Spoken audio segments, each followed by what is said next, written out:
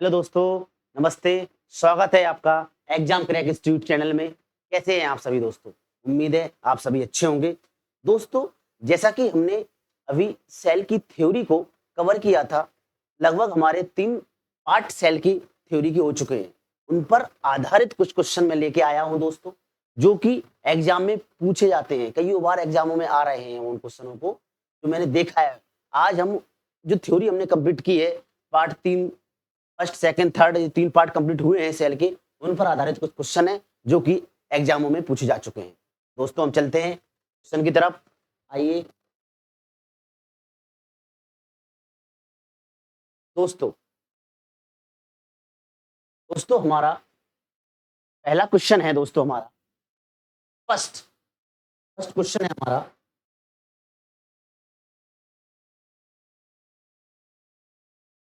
दोस्तों, first question है हमारा। फर्स्ट, वसा लिपिड्स का संश्लेषण का स्थल क्या होता है? दोस्तों, हमने कल ही पढ़ा है। हमने कल ही सेल थ्योरी में ये पढ़ाया था मैंने आपको कि लिपिड का संश्लेषण कहाँ होता है, प्रोटीन का संश्लेषण कहाँ होता है। ये हमने कल ही पढ़ा है दोस्तों, और मैंने कल ही क्लास में ये समझाया था आपको। कल ही समझाया था एक क्लास में कि वसा यानी लिपिड, इसकी बात कर रहा हूं मैं। लिपिड लिपिड का संश्लेषण स्थल कौन है? लिपिड का संश्लेषण स्तर कौन होता है? क्या आर? अब आर क्या है दोस्तों? अगर जिन्होंने मेरी कल की क्लास देखी होगी उनको तो पता हो गया कि आर क्या है, एस क्या है, केंद्रक क्या है, सिम्प्लास्ट क्या है। तो दोस्तों, आपको ये देखना है आर क्या होता है। आर होता है हमारा खुरदरी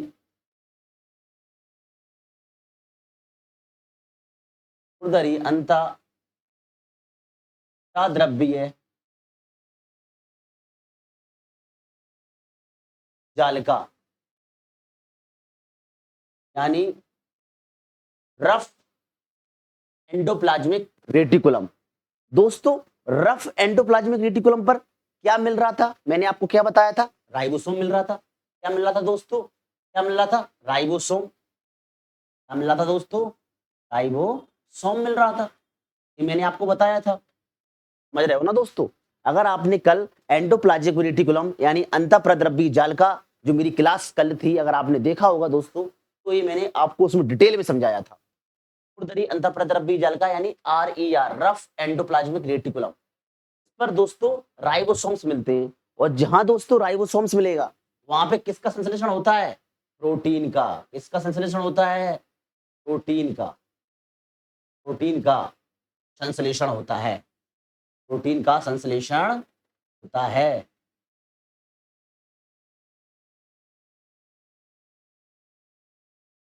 दोस्तों, मैंने आपको क्या बताया था कि जहां खुरदरी अंतःप्रद्रव्य जालिका पर यानी रफ एंडोप्लाज्मिक रेटिकुलम पर राइबोसोम्स पाए जाते हैं, राइबोसोम्स मिलते हैं, उस पर प्रोटीन का संश्लेषण होता है। लेकिन क्वेश्चन में हमसे क्या पूछा है? लिपिड का। क्वेश्चन में हमसे लिपिड का पूछा है। अब सेकंड ऑप्शन पर आते हैं, एसईआर। एसईआर यानी स्मूथ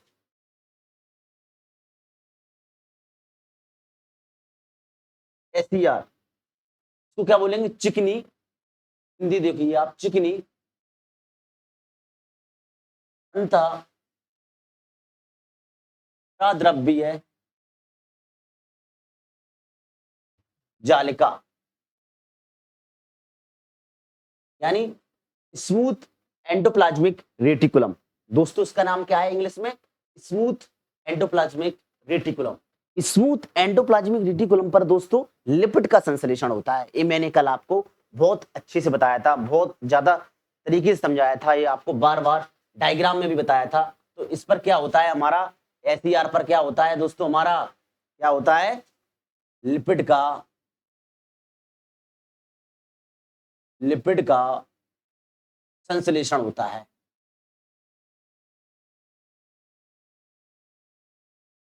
दोस्तों, केंद्रक ये हमारा काम का नहीं है, सिंप्लास्ट। तो ये हमारा ऑप्शन इन दोनों से ही सॉल्व हो गया है। यानी ये दो ऑप्शन है, हमने आपको ये क्लियर समझा दिया है कि इस पर क्या मिलता है? राइबोसोम्स पाए जाते हैं। ये जो हमने कल क्लास ली थी उससे रिलेटेड है। प्रोटीन का संश्लेषण होता है। SER यानी स्मूथ एंडोप्लाज्मिक रेटिकुलम पर लिपिड का संश्लेषण होता है। ओके दोस्तों, लिपिड का संश्लेषण कहाँ होता है? SER। SER का फुल फॉर्म क्या है? Smooth endoplasmic reticulum. दोस्तों ये क्वेश्चन कई बार आया है, ये क्वेश्चन कई बार आया है। मैं आज भी आपसे बोल रहा हूँ, ये एनसीईआरटी की लाइनें हैं, बहुत हाई लेवल का क्वेश्चन है, एनसीईआरटी की लाइनें हैं, कई बार आया है एग्जामों में। एनसीईआरटी की लाइनें हैं, याद रखना है मित्र, ठीक है, आपको अच्छे से याद रखना है। ये पहला क्वेश्चन हमारा कंप्लीट हो गया कि लिपिड्स का संश्लेषण कहाँ होता है? SER पर होता है, यानी स्मूथ एंडोप्लाज्मिक रेटिकुलम पर होता है। ओके दोस्तों, चले आगे दूसरे क्वेश्चन पर चलते हैं, अगले क्वेश्चन पर।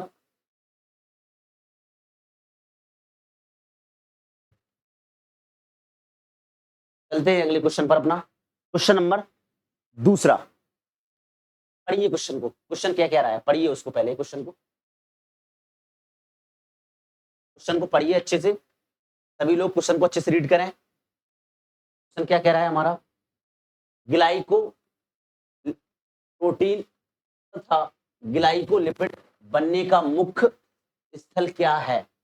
Very very important question, IMP पूछा जा चुका है अभी रिसेंटली, रेलवे के एक एग्जामों में आया है अभी, जो शिफ्ट में एक क्वेश्चन आया था रेलवे में, ग्लाइकोप्रोटीन तथा ग्लाइकोलिपिड बनने का मुख्य स्थल क्या है। यानी वो ये क्वेश्चन में हमसे क्या पूछ रहा है, पहले तो ये समझो मत, ग्लाइकोप्रोटीन ओके और ग्लाइकोलिपिड, ये दोनों बनने का मुख्य स्थल कहां पर है दोस्तों? मुख्य स्थल कहां पर है?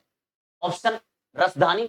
दोस्तों आप एक बात बताइए, रसधानी मैंने आपको कल पढ़ाई थी, ये प्लांट सेल में पाई जाती है और कोशिका का 90% भाग घेरे रहती है। ये प्लांट सेल में पाई जाती है, कोशिका में 90% भाग घेरे रहती है। और दोस्तों इसमें क्या होता था, जल रस उत्सर्जी पदार्थ जो कोशिका के लिए उपयोगी नहीं है, इसमें भरे रहते थे, ओके दोस्तों, तो ये ऑप्शन नहीं है, ये ऑप्शन क्रॉस ए नहीं है। लवक तो कलर देते थे, आपको भी पता है, लवक कलर देते थे, ये प्लास्टिड बोलते हैं इनको, ये भी ऑप्शन में नहीं है। लाइसोसोम, ये पाचक एंजाइम्स होते हैं। लाइसोसोम क्या होते हैं? पाचक एंजाइम्स होते हैं, पाचक से एंजाइम्स पाए जाते हैं इसमें, पाचक एंजाइम्स। लास्ट ऑप्शन जो हमारा बचा है सेकंड, यानी ऑप्शन सेकंड, गोल्गी उपकरण, गोल्गी बॉडी। आंसर क्या है हमारा? Golgi body. आंसर क्या है हमारा? गोल्गी उपकरण यानी गोल्गी बॉडी। तो ग्लाइकोप्रोटीन तथा ग्लाइकोलिपिड बनने का मुख्य स्थल क्या होता है बच्चों? दोस्तों क्या होता है? गोल्गी उपकरण, गोल्गी बॉडी। तो याद रखना है दोस्तों, गोल्गी एपेटाइटिस में पैकेजिंग होती है और यहाँ पे प्रोटीन का संश्लेषण भी होता था, ओके, इसमें भी होता है। तो अपना गोल्गी उपकरण यानी गोल्गी बॉडी में ग्लाइकोप्रोटीन और ग्लाइकोलिपिड बनने का मुख्य स्थल होता है, ओके। मुख्य स्थल क्या होता है? गोल्गी उपकरण यानी गोल्गी बॉडी, ओके मित्रों। तो ये क्वेश्चन आपको अच्छे से समझना है, पढ़ लीजिए क्वेश्चन को अच्छे से, पढ़ लीजिए। ये क्वेश्चन में बोल क्या रहा है, क्वेश्चन को अच्छे से पढ़ लीजिए दोस्तों, ठीक है। क्वेश्चन थर्ड पर चलते हैं अपन, देख लिए अच्छे से, क्वेश्चन थर्ड पर आइए, क्वेश्चन नंबर थर्ड पर आइए। क्या कह रहा है question number third? Question number third कह रहा है दोस्तों, निम्नलिखित में से किस एक में उसका अपना डीएनए होता है? अपना यानी स्वयं का डीएनए किस में पाया जाता है? मैंने आपको बताया था स्वयं का डीएनए किस किस में मिलता है दोस्तों। अगर आपको याद हो, हमारी थ्योरी में हमने आपको समझाया है, माइटोकॉन्ड्रिया हो, क्लोरोप्लास्ट हो, इन सब में मैंने आपको समझाया है अच्छे से। निम्नलिखित में से किस एक में उसका अपना डीएनए होता है? डिक्टियोसोम में बिल्कुल नहीं होता है, लाइसोसोम में, ये तो पाचक एंजाइम से अभी बताया, इसमें एंजाइम्स पाए जाते हैं, पाचक एंजाइम, ये भी नहीं होता है। रसधानी, ये भी मैंने अभी आपको बताया है, रसधानी में कहां से होगा? ये तो प्लांट का 90% भाग गिरती है और जो उत्सर्जी पदार्थ होते हैं, रस वगैरह होता है, वो सेल के लिए उपयोगी नहीं है, वो इसमें भरे रहते हैं रसधानी में यानी वैक्यूल में, ओके दोस्तों। तो ये तीनों ऑप्शन नहीं है, option D mitochondria, option D mitochondria, इसमें स्वयं का डीएनए होता है, अपना खुद का डीएनए होता है माइटोकॉन्ड्रिया में। माइटोकॉन्ड्रिया में क्या होता है? अपना खुद का डीएनए होता है दोस्तों, ओके दोस्तों, इसमें अपना खुद का डीएनए होता है माइटोकॉन्ड्रिया में, ओके। एकल डीएनए पाया जाता है इस माइटोकॉन्ड्रिया में, प्लस 70s क्या पाए जाते हैं? राइबोसोम्स भी पाए जाते हैं। क्या पाए जाते हैं दोस्तों? राइबोसोम, 70s राइबोसोम्स ही पाए जाते हैं माइटोकॉन्ड्रिया में। और स्वयं का डीएनए भी होता है, दोहरी झिल्ली युक्त भी होता है। ये आपको दोबारा से रिवीजन करा रहा हूं मैं, जो मैंने आपको कल थ्योरी समझाई थी, जो मैंने कल आपको थ्योरी बढ़ाई थी, उसमें मैंने ये सभी लाइनें आपको समझाई थी कि ये सभी बेटा एनसीईआरटी से हैं दोस्तों। ये सभी लाइनें एनसीईआरटी से, बार बार कह रहा हूँ, ये क्वेश्चन जो ले रहा के आ रहा हूँ मैं एनसीईआरटी से आए हुए क्वेश्चन है। एनसीईआरटी बुक बहुत ही इंपोर्टेंट है, तो दोस्त याद रखना है। इसमें माइटोकॉन्ड्रिया में दोहरी झिल्ली होती है, माइटोकॉन्ड्रिया में दोहरी झिल्ली युक्त होता है। तो माइटोकॉन्ड्रिया के बारे में हमने क्या क्या देखा है, देखो माइटोकॉन्ड्रिया दोहरी झिल्ली युक्त होती है। माइटोकॉन्ड्रिया जो होती है वो दोहरी झिल्ली युक्त होती है, यानी दो झिल्ली होती है माइटोकॉन्ड्रिया में, ठीक है। माइटोकॉन्ड्रिया में 70S राइबोसोम्स पाए जाते हैं, दूसरा पॉइंट, ठीक है। माइटोकॉन्ड्रिया में स्वयं का उसका खुद का डीएनए भी पाया जाता है, स्वयं का खुद का उसमें स्वयं का डीएनए भी पाया जाता है, किसमें दोस्तों, माइटोकॉन्ड्रिया में। ओके दोस्तों, अच्छे से देख लेना है क्वेश्चन को, निम्नलिखित में से किसमें उसका डीएनए स्वयं का होता है, माइटोकॉन्ड्रिया में भी। और किसमें होता है, और होता है हमारा क्लोरोप्लास्ट में, क्लोरोप्लास्ट में। ये सारी चीजें क्लोरोप्लास्ट में भी होती है, दोहरी झिल्ली भी होती है क्लोरोप्लास्ट में दोस्तों। 70S राइबोसोम्स भी पाए जाते हैं क्लोरोप्लास्ट में दोस्तों। और खुद का डीएनए भी होता है इसमें, वृत्ताकार डीएनए भी होता है इसमें, छोटा दुई लड़ी वृत्ताकार डीएनए होता है। छोटा मैंने आपको थ्योरी में समझाया था, छोटा दुई लड़ी वृत्ताकार डीएनए पाया जाता है क्लोरोप्लास्ट में, यानी हरित लवक में। ओके दोस्तों, तो माइटोकॉन्ड्रिया में, क्लोरोप्लास्ट में स्वयं का डीएनए होता है। मेरी लाइनें अच्छे से याद करना है आपको। इसमें दो झिल्ली होती हैं, माइटोकॉन्ड्रिया में भी क्लोरोप्लास्ट में भी दो झिल्ली होती हैं। ओके दोस्तों, और 70S राइबोसोम्स भी दोनों में पाए जाते हैं। ओके दोस्तों, ध्यान रखना है अच्छे से, इन लाइनों को अच्छे से समझना है। इसमें खुद का भी डीएनए दोनों में पाया जाता है, ठीक है। आगे चलें अपन, समझ में आ रहा है थर्ड क्वेश्चन क्या है, देख लीजिए अच्छे से। माइटोकॉन्ड्रिया और क्लोरोप्लास्ट में दोनों में खुद का डीएनए होगा, दोनों में झिल्ली दो झिल्ली होंगी उसमें दोनों में, एक आउटर मेम्ब्रेन एक इनर मेम्ब्रेन। ओके दोस्तों, 70S राइबोसोम्स पाए जाएंगे दोनों में। चलें, ओके चलते हैं अपन फोर्थ क्वेश्चन पर।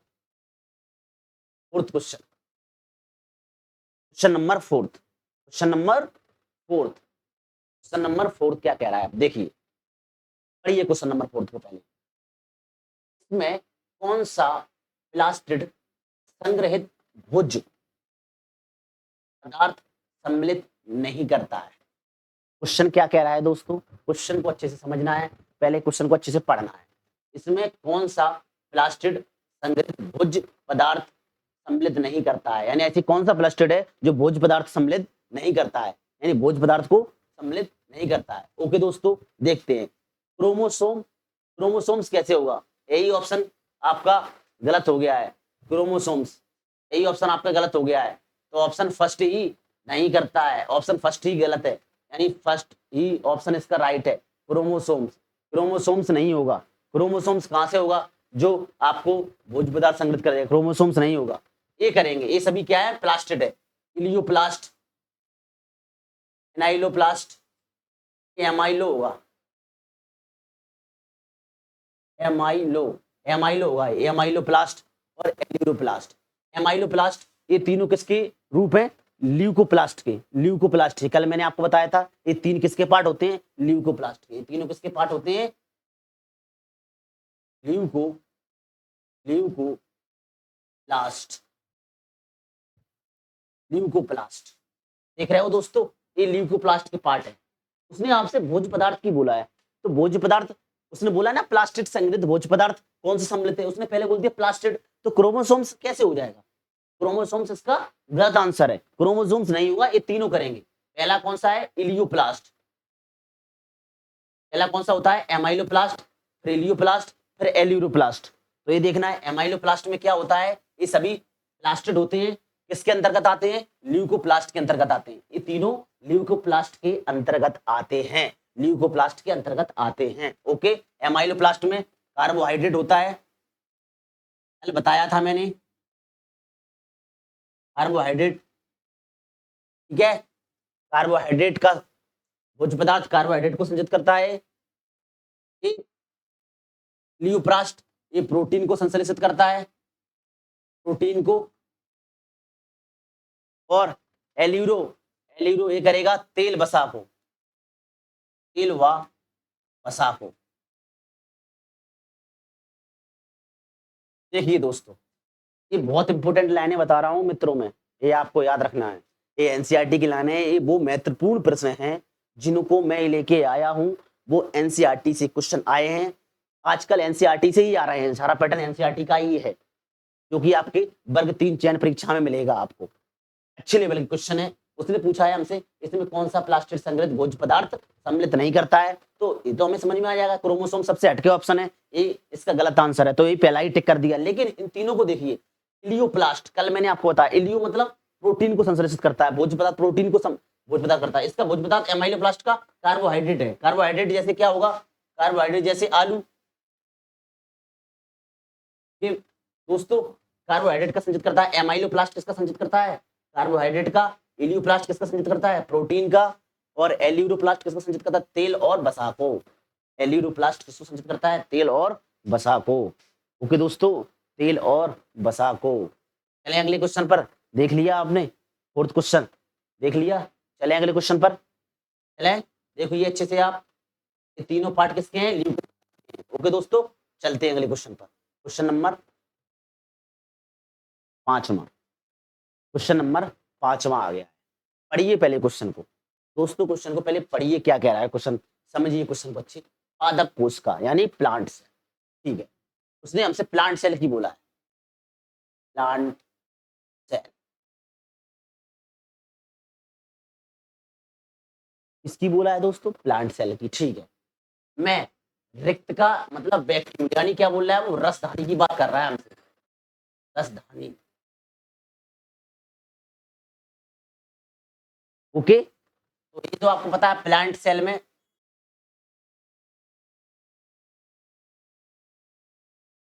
प्लांट सेल में 90% भाग घेरे रहती है।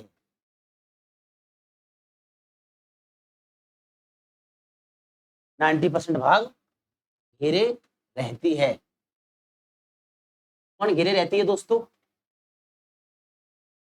रिक्त का वैक्यूल। वैक्यूल जो होती है वो प्लांट सेल के अंदर 90% भाग घेरे रहती है। इसमें होता क्या है, जल वगैरह, उत्सर्जी पदार्थ, ये सब चीजें इसमें, रस वगैरह भरे रहते हैं जो सेल के लिए आवश्यक नहीं है, उपयोगी नहीं है, वो इसमें भरा रहता है, इसके अंदर वैक्यूल के अंदर। ओके दोस्तों, ठीक है। इसमें एक झिल्ली भी होती है, एकल झिल्ली, मैंने भी आपको बताया था। इसमें एक झिल्ली होती है जिसका नाम क्या है, जिसका नाम क्या था, कल बताया था मैंने, tonoplast. Tonoplast very very important, पूछा जाता है। टोनोप्लास्ट किसकी झिल्ली होती है, रिक्त का यानी वैक्यूल की, रसधानी की झिल्ली होती है। तो ये इंपोर्टेंट लाइनें जो मैंने कल आपको पढ़ाई थी वो मैंने दोहरा दी है। प्लांट सेल में पाई जाती है वैक्यूल। अब आगे देखिए, इसकी ऑप्शन देखते हैं। रिक्तिका की झिल्ली नहीं होती है, ये ऑप्शन गलत है, झिल्ली होती है। मैंने आपको बता दी उस झिल्ली का नाम क्या है, टोनोप्लास्ट। रिक्तिका में झिल्ली होती है, वैक्यूल में झिल्ली होती है, उसका नाम क्या है, टोनोप्लास्ट। दूसरा देखिए, रिक्तिका की झिल्ली नहीं होती है, ये भी गलत है दोस्तों, ये भी गलत है। झिल्ली होती तो है, इसमें ऑप्शन में दिया नहीं होती है। रिक्तिका की झिल्ली नहीं होती है, उसके भीतर जल व उत्सर्जी पदार्थ भरे रहते हैं। ये भी ऑप्शन मित्रों गलत है, ये भी गलत है। ओके मित्रों, याद रखना है आपको। चलते हैं हम अगले ऑप्शन की ओर। झिल्ली परिसीमित होती है, बिल्कुल सही बात है, झिल्ली परिसीमित होती है, उसके भीतर जल और उत्सर्जी पदार्थ भरे होते हैं। मैंने अभी आपसे बोला दोस्तों, यहाँ देखिए, यहाँ मैंने आपको पॉइंट भी लिखवा दिए प्लांट सेल के बारे में, लिखवाए हैं दोस्तों, यानी लिखवाए हैं। देखिए आप, अगर इन पॉइंटों को आप अच्छे से रीड करेंगे, अच्छे से पढ़ेंगे, तो मैं डेफिनेटली बोल रहा हूँ आपके क्वेश्चन गलत नहीं होंगे इस टॉपिक से। जहां से क्वेश्चन आएगा वो मैंने टॉपिक आपको उठा लिया है, उन क्वेश्चन को मैंने आपको करा दिया, यहीं से पूछेगा वो अगर क्वेश्चन आएगा। ये इंपोर्टेंट लाइनें थी जो भी मैंने आपको लिखवा दी है। रिक्तका के बारे में, वैक्यूल के बारे में, रसधानी के बारे में, इन सभी का एक ही नाम है। ओके दोस्तों, झिल्ली परिसीमित होती है, उसके भीतर जल और उत्सर्जी पदार्थ भरे रहते हैं, बिल्कुल भरे रहते हैं, जो कोशिका के लिए उपयोगी नहीं होते हैं। ओके मित्रों, चले तो ऑप्शन सी सही है, ऑप्शन सी बिल्कुल सही आंसर है, पांचवे का ऑप्शन सी सही आंसर है। ओके, झिल्ली परिसीमित होती है, उसके भीतर जल व उत्सर्जी पदार्थ भरे रहते हैं, जो कोशिका के लिए उपयोगी नहीं होते हैं। प्लांट सेल में 90% भाग घिरे रहती है हमारी रिक्तका यानी रसधानी। ओके, इसमें एक झिल्ली होती है, इसमें एक झिल्ली भी होती है, उस झिल्ली का नाम क्या बताया मैंने? टोनोप्लास्ट। क्या बताया दोस्तों? टोनोप्लास्ट बताया। ओके, चले आगे, चले चले छठवें क्वेश्चन की ओर, चलें छठवें क्वेश्चन की ओर, चलें। छठवां क्वेश्चन कह रहा है अपन से, निम्नलिखित में से कौन सा कोशिकांग केवल एकल कला यानी झिल्ली से घिरा होता है? कला यानी झिल्ली,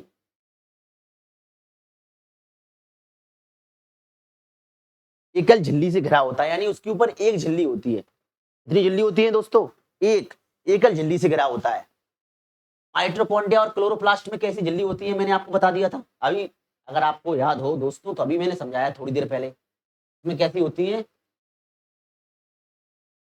दोहरी दोहरी दोहरी झिल्ली, दोहरी झिल्ली युक्त होती है। दोस्तों, माइटोकॉन्ड्रिया और क्लोरोप्लास्ट ये दोहरी झिल्ली युक्त होते हैं, यानी इसके ऊपर दो झिल्ली होती है, एक होती आउटर मेम्ब्रेन, एक होती इनर मेम्ब्रेन, यानी बाहरी झिल्ली और भीतरी झिल्ली, दोनों में दो झिल्ली युक्त होती है। ओके, अभी पिछले क्वेश्चन में मैंने आपको समझाया था। चले, केंद्रक, ये भी नहीं है केंद्रक, इस सेल के अंदर, इसके ऊपर भी। अब बेटा लयन काय, यानी लयन काय बोले तो लाइसोसोम। क्या दोस्तों, इसको क्या बोलते हैं हम? लाइसोसोम बोलते हैं, जो कि कैसा होता है? एकल झिल्ली युक्त होता है। आंसर फर्स्ट सही है हमारा, आंसर फर्स्ट सही है, लायन काय, आंसर फर्स्ट सही है हमारा, लायन काय। ये दोनों कैसी होती हैं? दोहरी झिल्ली युक्त होती है। उसने हमसे पूछा है केवल एकल झिल्ली से घिरा होता है, कौन घिरा होता है? लाइसोसोम, जिसके ऊपर एक ही झिल्ली होती है, लाइसोसोम के ऊपर। ओके ओके, समझ रहे हो ना? रसधानी के ऊपर भी एकल झिल्ली होती है, जिसका नाम क्या था बताया मैंने? टोनोप्लास्ट। ठीक है, अभी समझा दिया आपको। तो लाइसोसोम इसका आंसर है, लाइसोसोम को क्या बोलते हैं और अपन? लायन काय। ओके मित्रों, क्या बोलते हैं? लायन काय। तो आपको ध्यान रखना है, लाइसोसोम आंसर क्या होता है? लाइसोसोम केवल ऐसा कोशिकांग है जिसके ऊपर एकल झिल्ली होती है, लाइसोसोम। ओके, चलें देखिए, माइटोकॉन्ड्रिया और क्लोरोप्लास्ट के ऊपर क्या होता है? दोहरी झिल्ली युक्त होते हैं। समझ रहे हो ना दोस्तों? समझ में आ रही है आपको या नहीं आ रही है? देखिए क्वेश्चन छठवां अच्छे से रीड कर लीजिए। हम क्वेश्चन 7वां पर चल रहे हैं, क्वेश्चन 7 नंबर पर चल रहे हैं। ये बहुत महत्वपूर्ण प्रश्न है दोस्तों, याद रखना है। वर्ग 3 चयन परीक्षा में आपको 110% इनमें से कुछ क्वेश्चन मिलेंगे इस पर आधारित, रेलवे में भी आ चुके हैं। वही क्वेश्चन करा रहा हूँ, एनसीईआरटी की लाइनें हैं जो आ चुकी हैं, देखना ना भूलें और यहाँ से जरूर कंटिन्यू कर रहे हैं अपना। 7वां क्वेश्चन पढ़िए, 7वें क्वेश्चन को और सॉल्व करने की कोशिश कीजिए। पादप कोशिका की रसधानी में, देखिए फिर आ गई हमारी रसधानी, देखिए फिर आ गई हमारी रसधानी, है ना? फिर आ गई हमारी रसधानी में जल घुलित वर्णक कौन से होते हैं? जो जल में घुलित होते हैं, जल घुलित वर्णक कौन से होते हैं? आंसर पर्णहरिम बिल्कुल नहीं होता है जल में घुलनशील, कैरोटीनॉइड बिल्कुल नहीं होता है जल में घुलनशील, जेंथोफिल भी नहीं होता है जल में घुलित वर्णक। इसमें रसधानी में आंसर क्या है हमारा? सी, एंथोसाइनिन। आंसर क्या है हमारा दोस्तों? सी, एंथोसाइनिन। एंथोसाइनिन। पादप कोशिका की रसधानी में जल घुलित वर्णक कौन से होते हैं? पर्णहरिम यानी क्लोरोफिल की बोल रहा है वो? नहीं, क्लोरोफिल तो पौधों को हरा रंग प्रदान करता है, समझ रहे हो ना दोस्तों? कैरोटीनॉइड, कैरोटीनॉइड क्या होता है? एंथोसाइनिन, ये सभी वर्णक होते हैं। जेंथोफिल ये सब वर्णक होते हैं जो रंग प्रदान, कलर प्रदान करते हैं। एंथोसाइनिन जो कि कैसा होता है? जल में घुलित वर्णक है, जल में घुलनशील वर्णक होता है। कौन सा? एंथोसाइनिन। ओके, एंथोसाइनिन जल में घुलित वर्णक होता है। ओके दोस्तों, तो ये हमारा क्वेश्चन 7 था, जो कि पादप कोशिका की राजधानी में जल घुलित वर्णक कौन सा होते हैं? Answer anthocyanin. आंसर क्या है मित्रों? एंथोसायनिन। चलें अगले क्वेश्चन की तरफ चलें दोस्तों। हो गया है इसमें।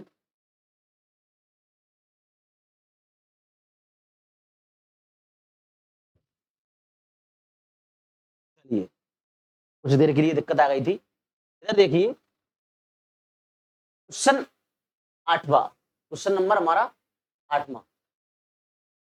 दोहरी झिल्ली किसमें पाई जाती है? देखिए मित्रों, मैंने अभी आपको पिछले क्वेश्चन में भी कराया, उससे पिछले क्वेश्चन में भी बताया, क्वेश्चन भी वही आ गया। वेरी वेरी इंपॉर्टेंट क्वेश्चन है, कई बार एग्जाम में पूछा जा चुका है, इसको अच्छे से समझ के जाना है। दोहरी झिल्ली युक्त यानी डबल मेम्ब्रेन, डबल मेम्ब्रेन किसमें प्रेजेंट होती है? ऑप्शन फर्स्ट माइटोकॉन्ड्रिया, जी हाँ बताया मैंने, माइटोकॉन्ड्रिया में होती है। ऑप्शन सेकंड क्लोरोप्लास्ट, क्लोरोप्लास्ट में भी होती है। रसधानी नहीं होती है। लाइसोसोम में, लाइसोसोम में दोस्तों सिंगल लेयर होती है। तो आंसर इसके दो है, तो इसका इसमें थोड़ा मिस्टेक है क्वेश्चन 8 में, लेकिन आप ये दोनों कर लो। दोनों आंसर क्या था इसका? दोनों।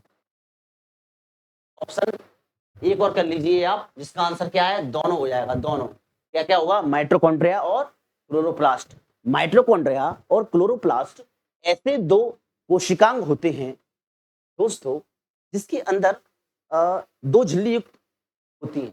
आउटर मेम्ब्रेन, इनर मेम्ब्रेन बता चुका हूं मैं, पिछले क्वेश्चन में भी समझा चुका हूं। तो याद रखना है इन दोनों को। दोनों दोहरी झिल्ली किसमें पाई जाती है? माइटोकॉन्ड्रिया में भी पाई जाती है, क्लोरोप्लास्ट में भी पाई जाती है। लाइसोसोम में क्या बताई मैंने? एक झिल्ली मिलती है।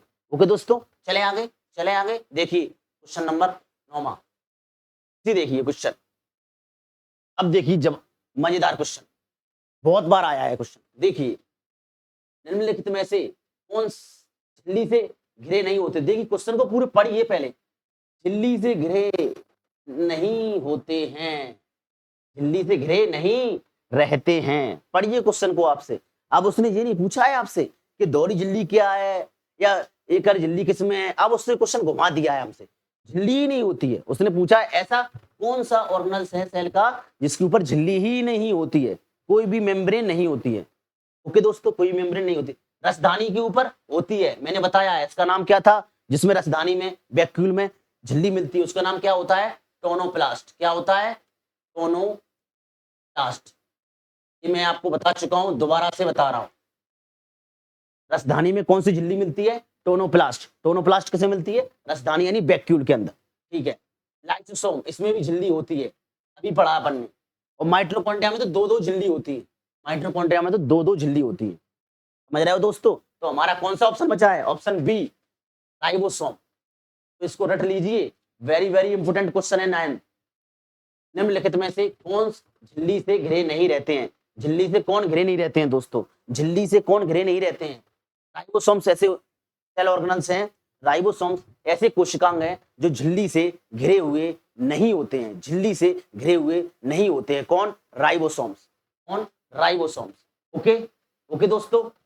राजधानी के ऊपर भी झिल्ली होती है, उसका नाम टोनोप्लास्ट है। माइटोकॉन्ड्रिया के ऊपर दो झिल्ली होती है। ओके दोस्तों। लाइसोसोम के ऊपर झिल्ली होती है, इसके ऊपर नहीं होती झिल्ली। राइबोसोम्स के ऊपर कोई झिल्ली नहीं पाई जाती है, कोई झिल्ली नहीं होती है। कि दोस्तों ध्यान रखना है आपको अच्छे से, ठीक है। Ribosome answer. राइबोसोम किससे मिलकर बने होते हैं? ये भी देख लीजिए यहाँ पे, ribo nucleic, ribo nucleic acid और प्रोटीन।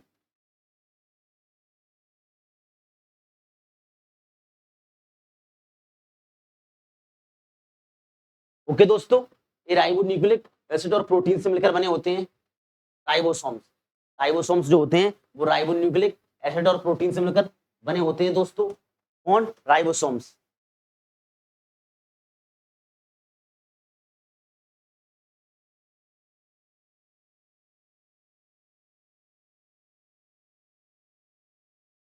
से मिलकर बने होते हैं। कौन? राइबोसोम।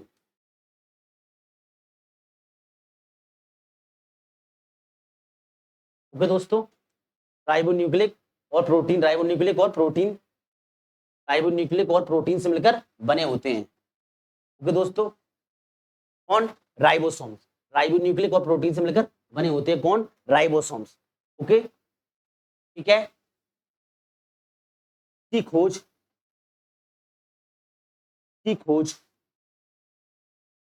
जॉर्ज पैलेड, जॉर्ज की खोज किसने की थी? जॉर्ज पैलेड ने, जॉर्ज पैलेड ने कब की थी? 1953। एनसीईआरटी की लाइन है, याद रखना है दोस्तों। की खोज किसने की थी? जॉर्ज पैलेट ने की थी। राइबोसोम्स की खोज किसने की थी? जॉर्ज पैलेट ने 1953 में की थी। ओके दोस्तों, याद रखना है, ये राइबोन्यूक्लिक और प्रोटीन से मिलकर बने होते हैं कौन? राइबोसोम्स। यहाँ पे क्या होता है? प्रोटीन का संश्लेषण होता है, प्रोटीन का संश्लेषण होता है, प्रोटीन का संश्लेषण होता है। ओके दोस्तों, देखिए दोस्तों, मैंने आपको इसमें कितनी चीजें बता दी हैं राइबोसोम से रिलेटेड। यहां से क्वेश्चन अगर राइबोसोम से आया तो इसी में से फंस जाएगा आपका। राइबोसोम्स प्रोटीन का संश्लेषण होता है, क्वेश्चन पूछेगा वो हमसे, प्रोटीन का संश्लेषण कहाँ होता है? राइबोसोम्स में। उसने पूछा राइबोसोम किससे मिलकर बने होते हैं? आंसर, राइबोन्यूक्लिक व प्रोटीन से मिलकर बने होते हैं राइबोसोम्स। ठीक है, इसकी खोज किसने की? राइबोसोम्स की खोज किसने की? जॉर्ज पैलेट ने की, 1953 में की। तो दोस्तों, समझ रहे हो ये सारी बातें? ये बहुत इंपॉर्टेंट है, याद रखना है आपको। और ये मैं बता चुका हूं कि प्रोकैरियोटिक्स में कितने राइबोसोम्स होते हैं? 70s प्रकार के राइबोसोम्स पाए जाते हैं। यूकैरियोटिक्स में 80s प्रकार के, 80s प्रकार के राइबोसोम्स पाए जाते हैं। ठीक है, ओके दोस्तों, समझ आ रहा है ये सारी बातें? ठीक है, चलें आगे। तो आंसर इसका राइबोसोम्स है। झिल्ली से नहीं घिरे होते हैं, राइबोसोम्स के ऊपर कोई झिल्ली नहीं पाई जाती है। ओके, इसलिए आंसर बी जाएगा इसका, राइबोसोम झिल्ली से नहीं घिरे होते हैं। क्वेश्चन नंबर 10वां उतार लीजिए, सभी को देख लीजिए। खोज जॉर्ज पैलेट ने 1953 में की थी। क्वेश्चन 10 पर चल रहे हैं अपन, चलें चलते हैं, चलो देख लीजिए अच्छे से, चलें चलो क्वेश्चन 10 पर देखिए। 10वां क्वेश्चन, 10वां क्वेश्चन देखिए अच्छे से। निम्नलिखित में से किसमें डीएनए नहीं होता? क्या पूछा है उसने हमसे? डीएनए किसमें नहीं होता है? ये देखिए, डीएनए नहीं होता है भाई हरित लवक में। डीएनए भैया होता तो है, डीएनए हरित लवक में होता है ना, डीएनए अभी बताया ना। छोटा द्विलड़ी वृत्ताकार डीएनए होता है हरित लवक के अंदर। छोटा द्विलड़ी वृत्ताकार डीएनए होता है हरित लवक में, यानी क्लोरोप्लास्ट में। किसमें? क्लोरोप्लास्ट में। इसमें क्लोरोप्लास्ट।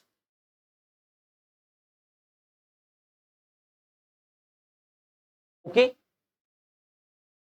केंद्रक, बिल्कुल बात है, केंद्रक के अंदर तो होगा ही। माइटोकॉन्ड्रिया, माइटोकॉन्ड्रिया में भी स्वयं का डीएनए पाया जाता है, इस रूम में हम कर चुके हैं। तो इन डीएनए इनों में मिलेगा, किसमें नहीं मिलेगा डीएनए? राइबोसोम्स में नहीं मिलेगा डीएनए। ओके दोस्तों, तो डीएनए किसमें नहीं होता है? राइबोसोम्स, हरित लवक में पाया जाएगा, यानी क्लोरोप्लास्ट में मिलेगा बिल्कुल। केंद्रक में, माइटोकॉन्ड्रिया में डीएनए मिलेंगे, लेकिन राइबोसोम्स में डीएनए नहीं मिलेगा। राइबोसोम्स में डीएनए नहीं मिलेगा। क्वेश्चन आया है, अच्छे से पढ़ना है, समझते हुए देखना है। ओके दोस्तों, देख लिया 10वां question, answer D, ribosomes. Answer D, ribosomes. ठीक है, आंसर डी, राइबोसोम्स। देखिए अच्छे से, निम्नलिखित में से किसमें डीएनए नहीं होता है? प्लवक में होता है, केंद्रक में, माइटोकॉन्ड्रिया में, सब में डीएनए मिलेगा, लेकिन राइबोसोम्स में डीएनए नहीं मिलेगा। क्वेश्चन 11वां, देखिए, ये देखिए एक और जबरदस्त क्वेश्चन, एक और जबरदस्त क्वेश्चन देखिए। क्लोरोप्लास्ट, हरित लवक, क्लोरोप्लास्ट। क्लोरोप्लास्ट को हिंदी में क्या बोलते हैं? हरित लवक। हरित लवक में संगठित चपटी झिल्लियों की, थैलियों की, झिल्लियों की थैलियों से बनने वाली संरचना, झिल्लियों की थैलियों से बनने वाली संरचना। क्वेश्चन को अच्छे से समझना है पहले। क्लोरोप्लास्ट यानी हरित लवक में संगठित चपटी झिल्लियों की थैलियों से बनने वाली संरचना। चपटी यानी ऐसी, देखिए चपटी यानी ऐसी, चपटी झिल्लियों की थैलियों से बनने वाली संरचना क्या है? ये हमने बताया था ना, इसको एक को थैलेकॉइड बोलते हैं, इसको क्या बोल देते हैं हम? क्या बोल देते हैं बहुत सारे मिलके? ग्रेना। स्ट्रोमा आंसर है। स्ट्रोमा में तो ये तरल पदार्थ होता है, स्ट्रोमा में तो तरल पदार्थ भरा रहता है। इसे स्ट्रोमा में क्या क्या होता था, हमने क्या बताया था, डायरेक्ट रिएक्शन होती है। स्ट्रोमा में बहुत सारे एंजाइम्स पाए जाते हैं। क्लोरोप्लास्ट के स्ट्रोमा में बहुत सारे एंजाइम्स पाए जाएंगे। ओके दोस्तों, बहुत सारे एंजाइम्स पाए जाते हैं क्लोरोप्लास्ट के स्ट्रोमा के अंदर। इसमें डार्क रिएक्शंस भी होती है स्ट्रोमा के अंदर, मैंने आपको सब बताया था। पिछली हमारी आप थ्योरी की जो वीडियो देखेंगे दोस्तों, उसके अंदर आपको स्ट्रोमा के बारे में बताया गया है। स्ट्रोमा में बहुत सारे एंजाइम्स पाए जाएंगे, ठीक है दोस्तों, और इसमें अपना डार्क रिएक्शन होगी स्ट्रोमा के अंदर। डीएनए वगैरह सब इसमें ही मिलेंगे स्ट्रोमा के अंदर। स्ट्रोमा लेमेली क्या होता है? ये आपस में बहुत सारे ऐसे बना लेते हैं, इसके जैसे स्ट्रक्चर हो जाती है। इनको जोड़ने का काम जो करता है, आपस में जोड़ने का काम करता है, वो होता है हमारा क्या? स्ट्रोमा लेमली। ये होती है हमारी स्ट्रोमा लेमली। देखिए ऐसी स्ट्रक्चर बना लेती है। क्लोरोप्लास्टिकल स्ट्रक्चर अगर आपने देखी हो, मेरी डायग्राम अगर आपने देखा हो, नहीं तो अगला वीडियो देख लेना आप, उसमें इसको क्या बोलते हैं? स्ट्रोमा लेमली, जो आपस में ज्वाइंट हो रहा है, स्ट्रोमा लेमली। क्रिस्टी क्या होता है? ये माइटोकॉन्ड्रिया में पाया जाता है। क्रिस्टी क्या होता है? ये माइटोकॉन्ड्रिया में पाया जाता है। क्रिस्टी भीतरी झिल्ली होती है जो माइटोकॉन्ड्रिया की उसके क्षेत्रफल को बढ़ा देती है। क्रिस्टी ये माइटोकॉन्ड्रिया में पाया जाता है। क्रिस्टी किसमें पाया जाता है? माइटोकॉन्ड्रिया में पाया जाता है। ओके दोस्तों, आंसर क्या है हमारा? ग्रेना। उसने पूछा है हमसे क्लोरोप्लास्ट या हरित लवक में संगठित चपटी झिल्लियों की थैलियों से बनने वाली संरचना को हम क्या कहते हैं? चपटी, तो चपटी जे झिल्लियों से बनने वाली संरचना को हम क्या कहते हैं? ग्रेना। आंसर क्या जाएगा इसका? ग्रेना। आंसर क्या जाएगा इसका? ग्रेना। ओके दोस्तों, समझ में आया? 11वां क्वेश्चन देखिए अच्छे से, समझ में आया? 11वां क्वेश्चन देख लीजिए अच्छे से, ये हमारा ग्रेना। ओके, चलें अगले क्वेश्चन पर, चलें, चलिए क्वेश्चन 12।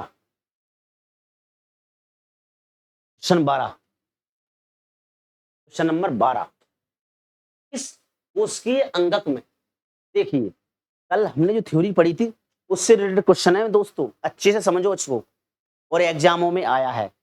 अगर आप इनको एग्जामों में लगा के गए तो आपको कहीं ना कहीं क्वेश्चन 110% मिलेंगे दोस्तों। याद रखना मित्रों, आपको इस कोशिकीय अंगक में, इस कोशिकीय अंगक में जल अपघटनीय एंजाइम्स पाए जाते हैं। जल अपघटनीय एंजाइम्स पाए जाते हैं। एंजाइम्स किसमें पाए जाते हैं? राइबोसोम्स में, मध्यकाय में, लाइसोसोम में या सूक्ष्मकाय में?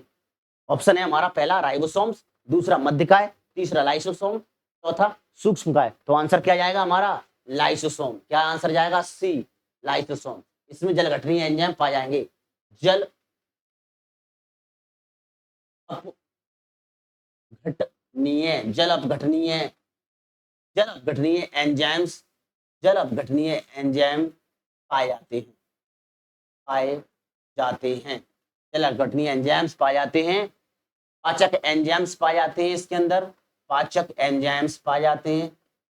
पाचक एंजाइम्स से प्रोटीन का पाचन करने वाले, कार्बोहाइड्रेट का पाचन करने वाले, न्यूक्लिक अम्ल का पाचन करने वाले एंजाइम्स हमारे लाइसोसोम्स के अंदर पाए जाते हैं। ओके दोस्तों, लाइसोसोम के अंदर पाए जाते हैं।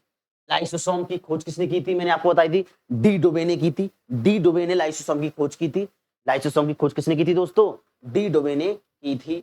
ओके दोस्तों, इसे कोशिका की आत्महत्या की थैली कहते हैं।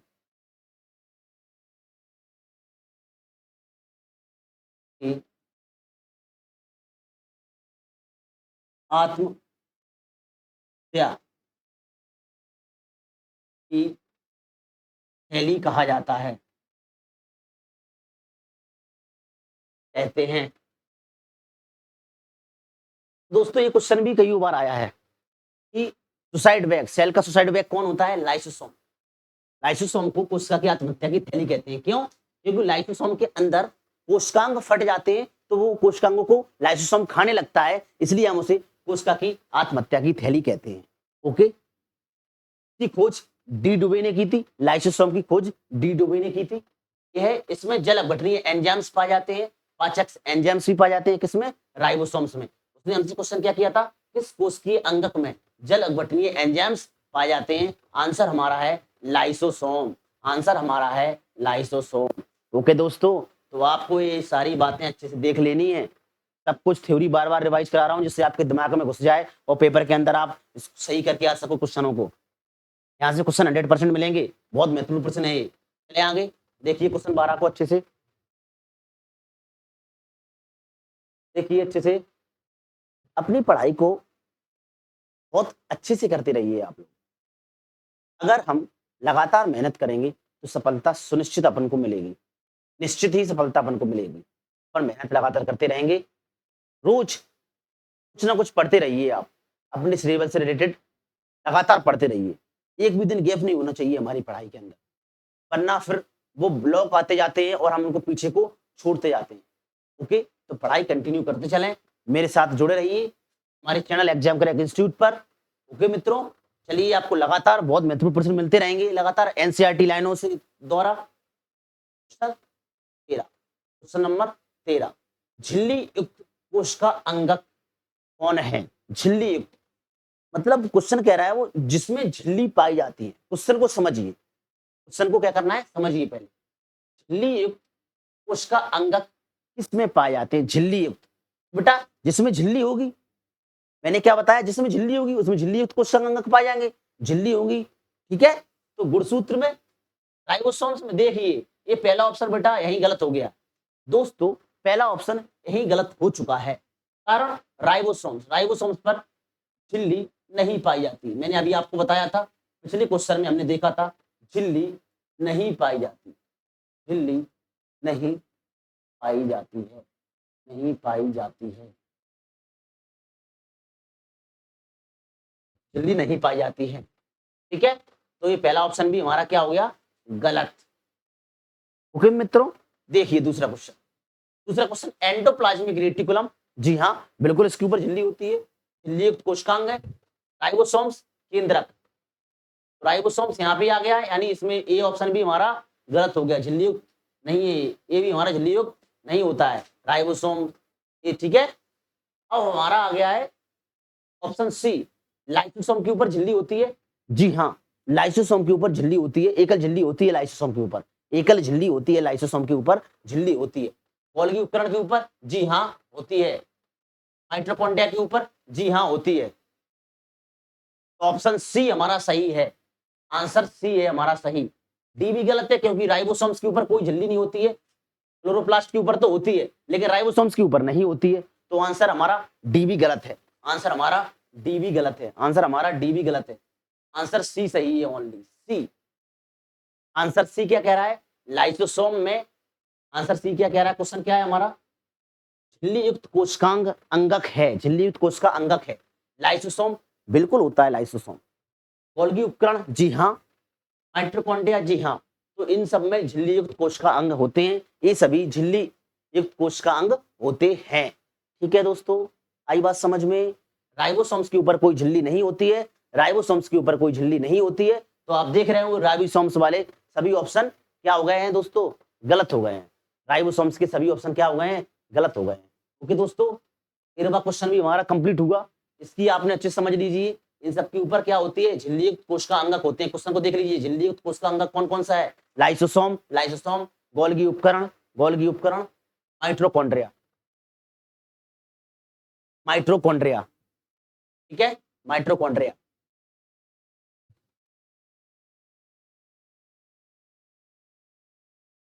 निम्नलिखित में से कौन सा एक कोशिकांग एटीपी बनाने, क्या पूछा उसने, क्वेश्चन देखिए, क्वेश्चन देखिए अच्छे से। निम्नलिखित में से कौन सा एक कोशिकांग एटीपी बनाने के लिए कार्बोहाइड्रेट से ऊर्जा निकालने के लिए उत्तरदायी होता है? ऊर्जा निकालने के लिए उत्तरदायी होता है। ऊर्जा की बात आ गई, एनर्जी की बात आ गई, दिमाग लगाइए, एनर्जी किसकी थी, दिमाग लगाइए एनर्जी की। निम्नलिखित में से कौन सा एक कोशिकांग एटीपी बनाने के लिए कार्बोहाइड्रेट से ऊर्जा निकालने के लिए उत्तरदायी होता है? लाइसोसोम निकालता है क्या ऊर्जा, बताइए। नहीं, बिजली घर किसे बोलते हैं हम, माइटोकॉन्ड्रिया को, जो एनर्जी पैदा करता है, हरित लवक। ये भी हमारा गलत, ये भी गलत, राइबोसोम्स भी गलत, ऑप्शन डी माइटोकॉन्ड्रिया। माइटोकॉन्ड्रिया क्या होता है दोस्तों, मित्रों माइटोकॉन्ड्रिया क्या होता है, कोशिकांग, ऐसा कोशिकांग है जो एटीपी यानी एटीपी बनाने के लिए, कार्बोहाइड्रेट से ऊर्जा निकालने के लिए उत्तरदायी होता है कौन? हमारा माइटोकॉन्ड्रिया। माइटोकॉन्ड्रिया को हम क्या कहते हैं? माइटोकॉन्ड्रिया को क्या कहते हैं? माइटोकॉन्ड्रिया को कोशिका का, माइटोकॉन्ड्रिया को कोशिका का बिजली घर कहते हैं। कोशिका का बिजली घर कहते हैं। कोशिका का बिजली घर कहते हैं। ओके दोस्तों, माइटोकॉन्ड्रिया को कोशिका का बिजली घर कहते हैं। ठीक है, ओके। एटीपी बनाने के लिए, कार्बोहाइड्रेट से ऊर्जा निकालने के लिए, जहां ऊर्जा की बात आ जाए दोस्तों, ध्यान से सुनिए मेरा, जहां ऊर्जा की बात आ जाए आंसर माइटोकॉन्ड्रिया लगाना है, याद रखना है। माइटोकॉन्ड्रिया, कोशिका का power house, mitochondria. Okay, ATP का पूरा नाम क्या होता है? एटीपी का पूरा नाम क्या होता है? बताइए, एटीपी का पूरा नाम?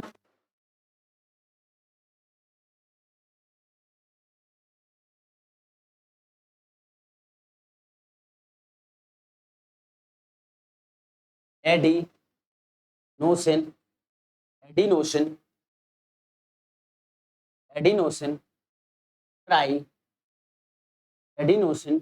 ट्राइफॉस्फेट।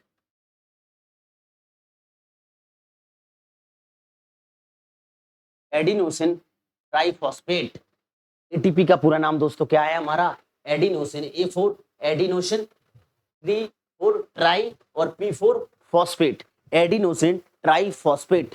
ओके दोस्तों, कोशिका का बिजली घर, कोशिका का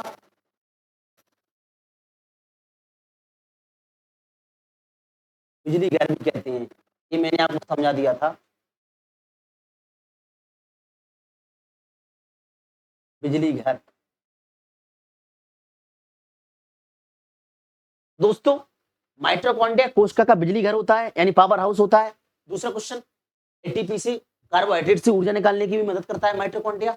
और एटीपी का पूरा नाम क्या होता है? Adenosine triphosphate. ठीक है, ओके दोस्तों, समझती हुए चलना है अच्छे से। क्वेश्चन 14 हमारा कंप्लीट हुआ। आगे बढ़ते हैं, देखिए अच्छे से इसको, पढ़िए अच्छे से और देखिए इसको अच्छे से। ओके, चलें 15वें क्वेश्चन पर। देखिए, ये देखिए हमारा क्वेश्चन आ गया 15।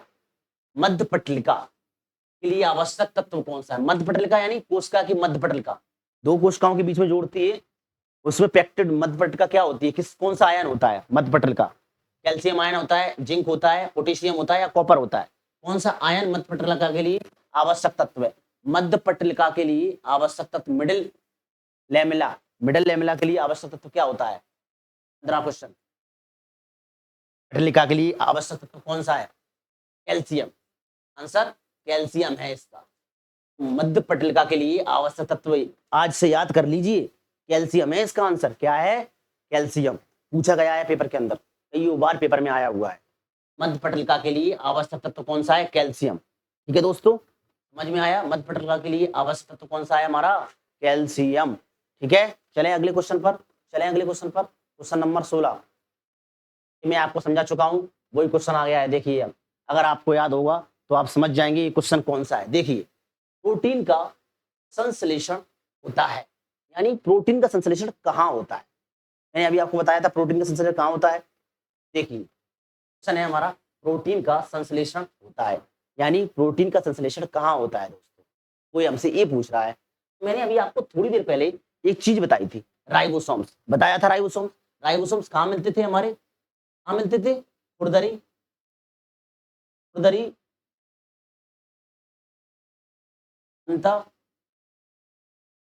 द्रव्यीय जालिका पर। ओके, और यहां से वो क्या करते थे? प्रोटीन का संश्लेषण भी करते हैं। प्रोटीन का संश्लेषण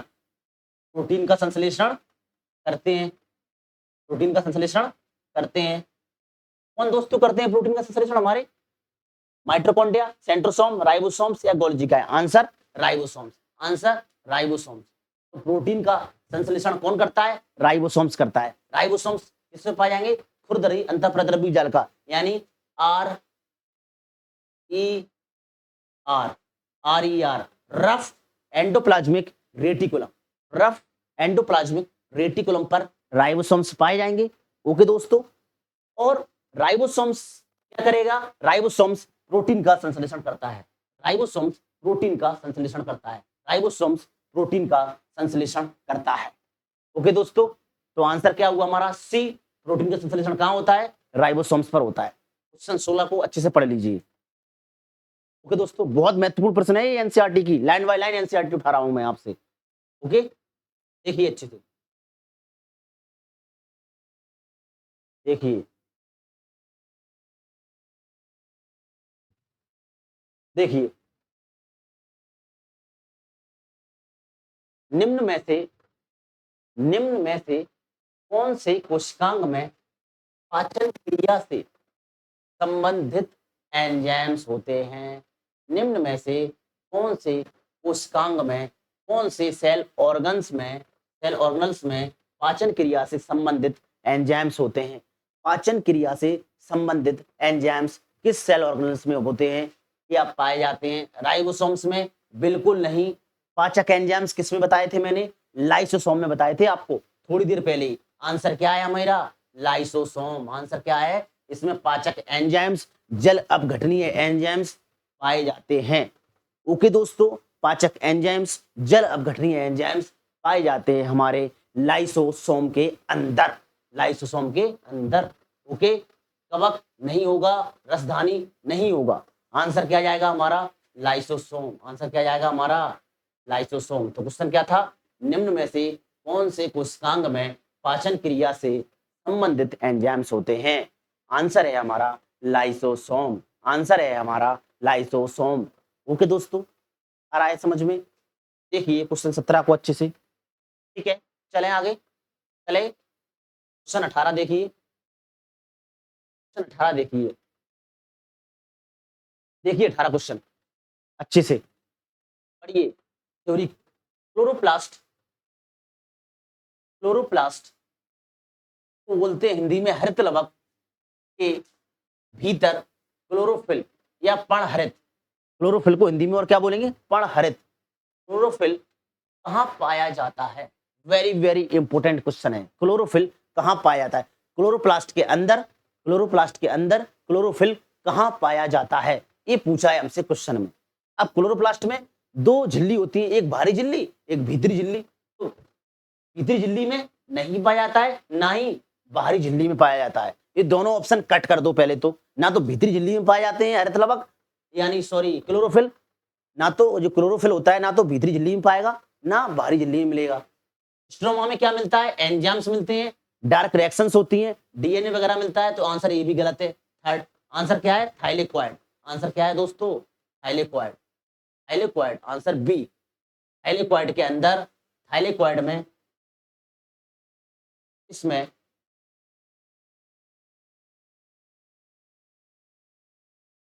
क्लोरोफिल मिलता है। तो क्लोरोफिल कहां मिलता है? क्लोरोप्लास्ट के अंदर, क्लोरोप्लास्ट के अंदर क्लोरोफिल कहां मिलेगा? आंसर थाइलेक्वाइड में मिलेगा। आंसर थाइलेक्वाइड में मिलेगा, थाइलेक्वाइड में मिलेगा। ओके दोस्तों, थाइलेक्वाइड, एक सिक्के जैसी स्ट्रक्चर जो होती है उसको हम थाइलेक्वाइड बोलते हैं। क्या बोलते हैं?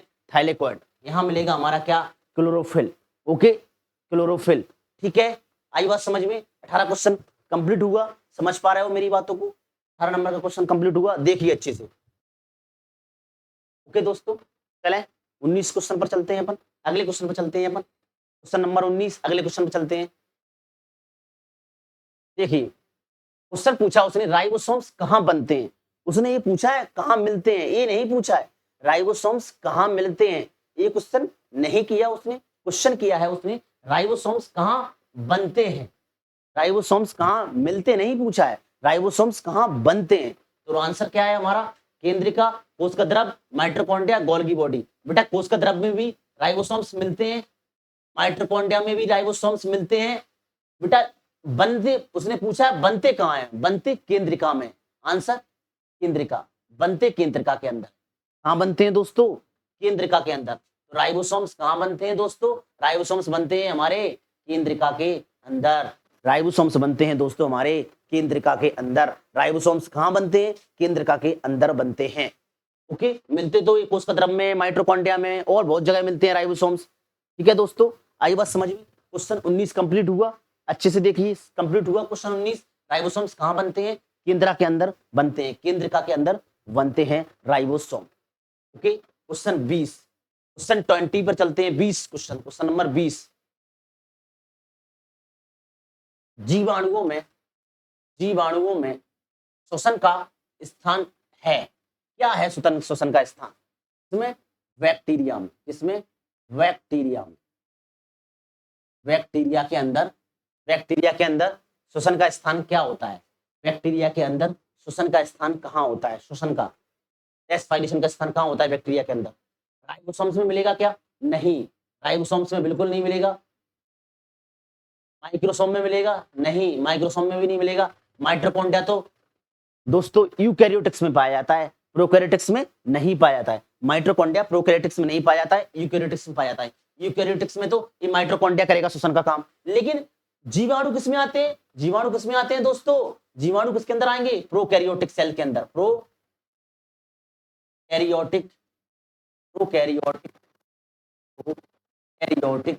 प्रोकैरियोटिक कोशिका के अंदर आते हैं, प्रोकैरियोटिक कोशिका के अंदर आते हैं। ओके, कौन? जीवाणु।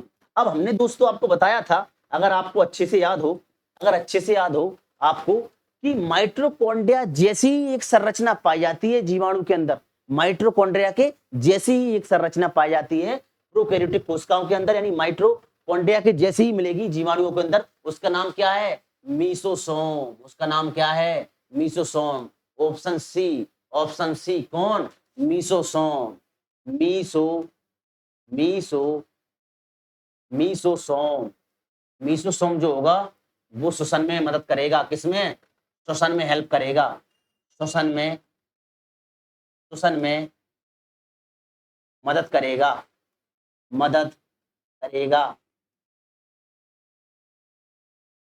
ओके दोस्तों, किससे मदद करेगा? श्वसन में मदद करेगा। ठीक है, माइटोकॉन्ड्रिया जैसा ही दिखता है हमारा क्या? मीसोसोम जो कि जीवाणुओं में पाया जाएगा। इसमें मिलेगा, श्वसन में मदद करता है। माइटोकॉन्ड्रिया जैसा दिखता है, श्वसन में मदद करेगा। प्रोकैरियोटिक्स जीवाणु किसमें आते हैं? प्रोकैरियोटिक कोशिकाओं के अंतर्गत आते हैं। बैक्टीरिया यानी जीवाणु प्रोकैरियोटिक कोशिका के अंदर आते हैं। ठीक है, आई बात समझ में? बैक्टीरिया की सेल वॉल किसकी बनी होती है? म्यूकोपेप्टाइड की बनी होती है, या पेप्टाइडोग्लाइकॉन। पेप्टाइडोग्लाइकॉन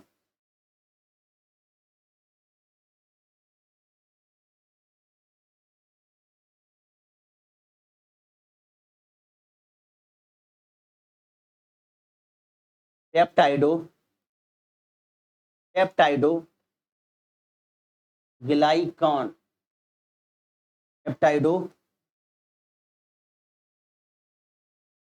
पेप्टाइडोग्लाइकॉन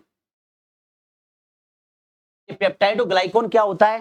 पेप्टाइडोग्लाइकॉन से जीवाणुओं की सेल वॉल बनी होती है। जीवाणुओं की cell wall very important question है बेटा ये। सेल वॉल, कोशिका भित्ति। क्या? कोशिका भित्ति। बैक्टीरिया की कोशिका भित्ति किसकी बनी होती है दोस्तों? पेप्टाइडोग्लाइकॉन की बनी होती है। किसकी बनी होती है? पेप्टाइडोग्लाइकॉन की बनी होती है। प्रोकैरियोटिक के अंदर पाए जाते हैं बैक्टीरिया प्रोकैरियोटिक्स के अंदर आते हैं। ओके, माइटोकॉन्ड्रिया जैसी दिखने वाली मीसोसोम इसमें श्वसन कराती है।